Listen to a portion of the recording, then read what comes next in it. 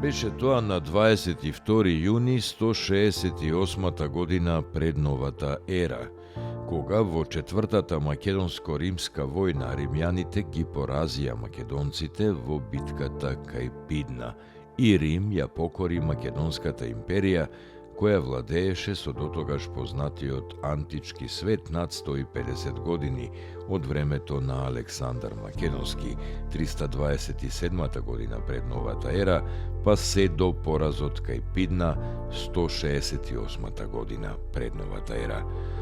Тоа бил крајот на една голема македонска империја и почеток на големината на Римската империја.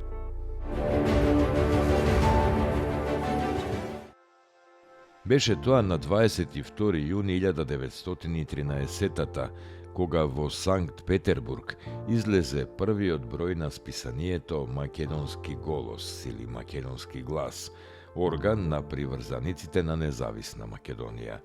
Списанието излегувало на руски јазик. Само песната Крали Марко во весникот број 9 од 1914 година е напишана на македонски јазик со мијачки дијалект. Издавач на списанието бил Димитрија Чуповски. Весникот престана да излегува на 3 декември 1914 со последниот 11 број.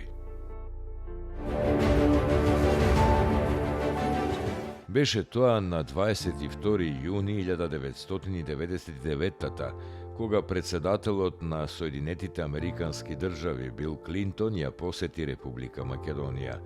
Ова е прва посета на председател на САД на Република Македонија. На 22 јуни во 2016 година е отворена нова туристичка атракција наречена Македонско село, лоцирано во селото Нерези. 2 години по отворањето, комплексот Македонско село беше затворено и престана да работи во октомври 2018 година.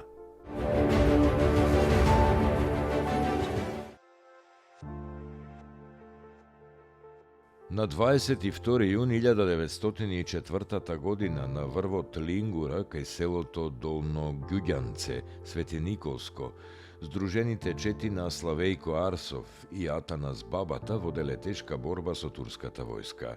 Во сударот загинале голем број македонски борци, меѓу кои војводата Славејко Арсов, роден во Штипско Новосело на 17 август 1878. Во оваа битка Атанас Бабата бил тешко ранет. Турската војска имала 60 загинети и многумина ранети војници.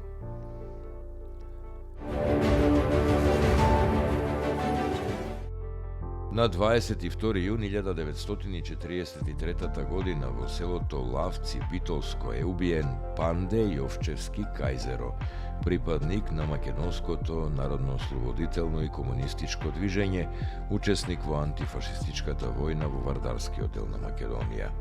Панде Кајзерот бил роден во селото Лавци на 15 јули 1923.